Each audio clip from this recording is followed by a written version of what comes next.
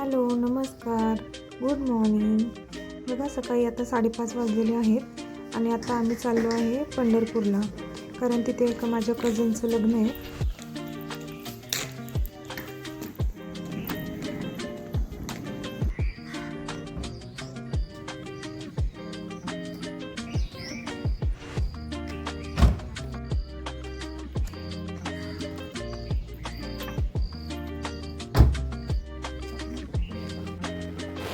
सकाळी सकाळी बघा आता किती फ्रेश वाटते आणि आता आम्ही हे सासवड मार्गे चाललेलो आहे.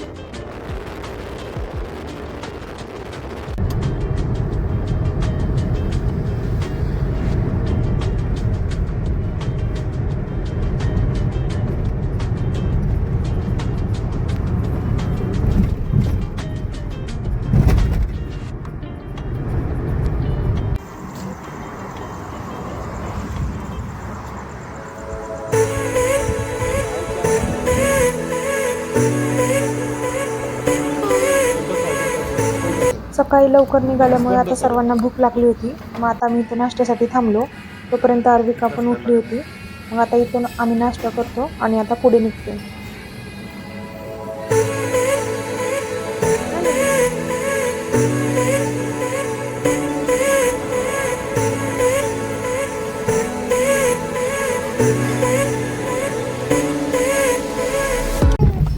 इथे बघा आता आम्ही 9:30 वाजता पंढरपूरमध्ये पोहोचलो.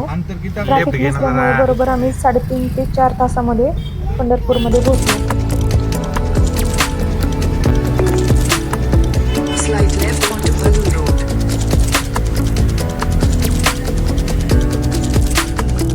In 400 meters, turn right.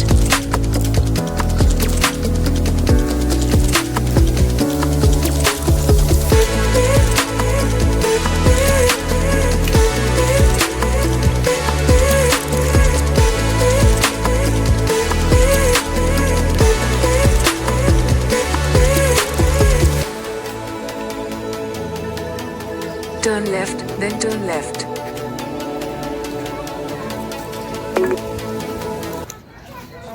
साडेनऊ वाजता पण बघा आता इथे किती ऊन आहे. त्याच्यामुळे आमचं असं ठरलं की इथंच रूम घेऊन कपडे चेंज करून डायरेक्ट लग्नाच्या हॉलवर पोहोचायचं.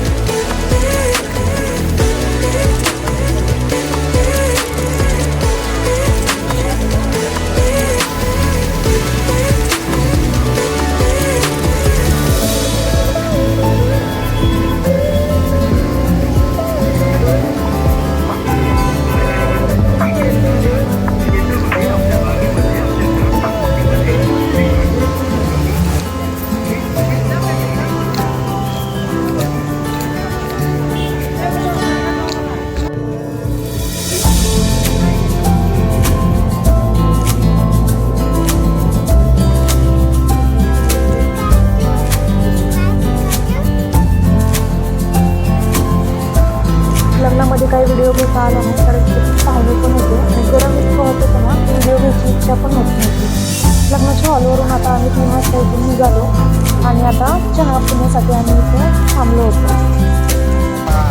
आता बघा इथं खूप पाऊस सुरू झाला होता. आता आम्हाला जायचं होतं तुळजापूरला, कारण गावाला वर्षातून एकदा येतो म्हटल्यावर आम्ही तुळजापूर येरमाळा सगळं करून जातो, कारण ते आमचं कुलदैवत आहे. इथे बघा आता आम्ही तुळजापूरमध्ये पोहोचलो आणि आता परत इथं पाऊस सुरू असल्यामुळे सगळे म्हणले की आता एकदा परत चहा पिऊया आणि मग मंदिराकडे जाऊया. आता इथं आम्ही चहा पिण्यासाठी थांबलो.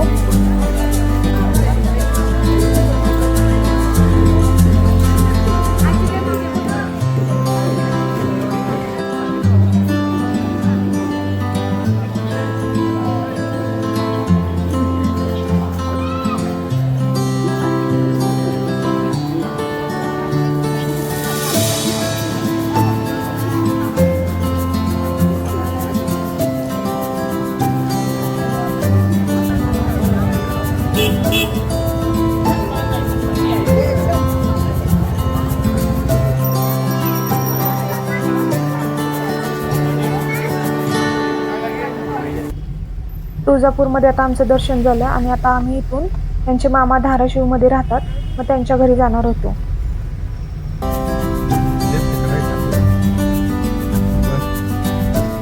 In 600 meters, you will arrive at your destination. In 400 meters, turn left onto National Highway 361. Hi guys, आणि आता जाऊ लाडके मामा आणि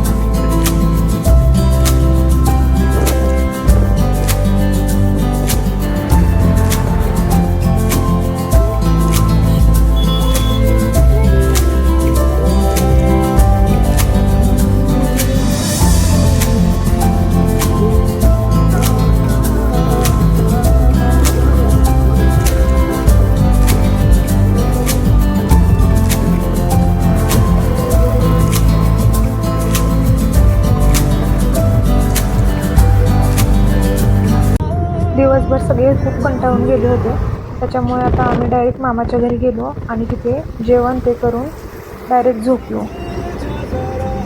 सकाळी लवकर उठलो आणि आता आमचं येरमाळा राहिलं होतं, त्याच्यामुळे म्हणलं आता लवकर उठून येरमाळ्याला जावं. आणि तिथे पण वटपौर्णिमा असल्यामुळे खूप गर्दी होती. बघ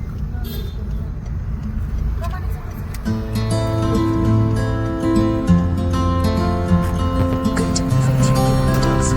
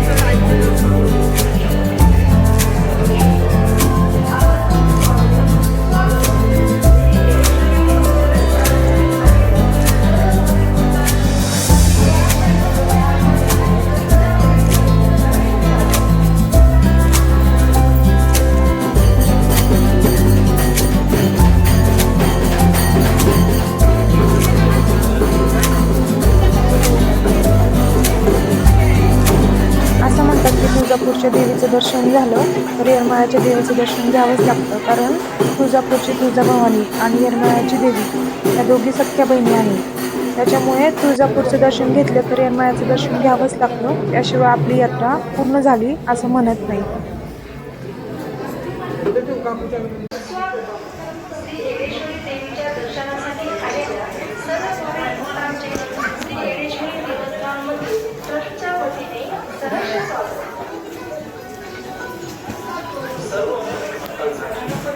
आज वटपौर्णिमा असल्यामुळे इथं खूप गर्दी होती.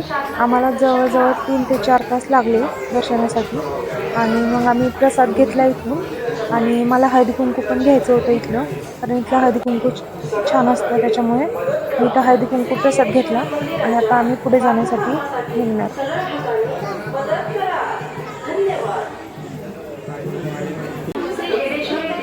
मंदिर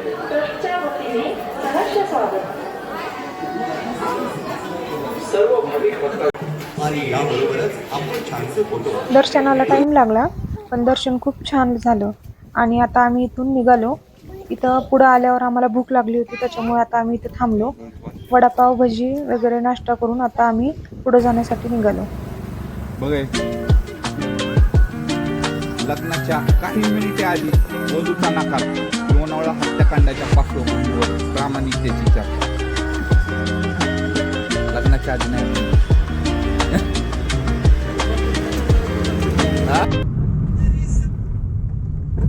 असंही आता आम्हाला घरी जायला लेट झालं होतं, त्याच्यामुळं म्हणलं वाटेत आता सिद्धटेक गणपती लागतोय, मग त्याचं दर्शन घ्यावं. आणि माझी वटपौर्णिमा पण मला इथेच साजरी करावी लागणार होती आता.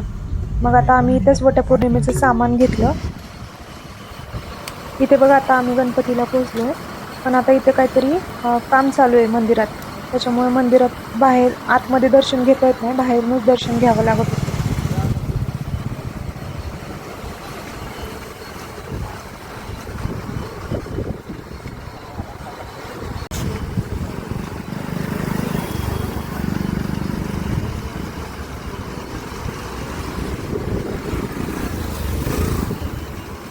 जाओ तुम्ही पण.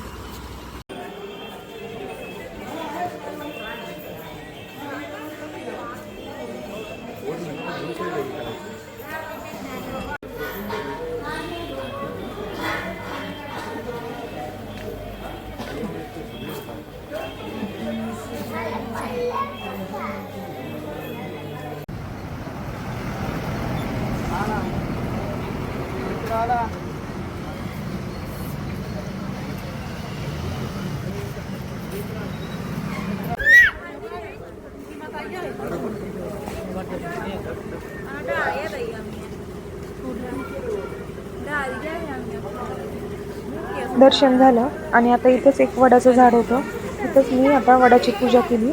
त्याचा पुढे व्हिडिओ टाकला आहे. तुम्हाला आवडला असेल तर लाईक, शेअर, सबस्क्राईब करा. आणि इथंच माझा आता व्हिडिओ मी संपवते. थँक्यू. जेव्हा तुला पाहते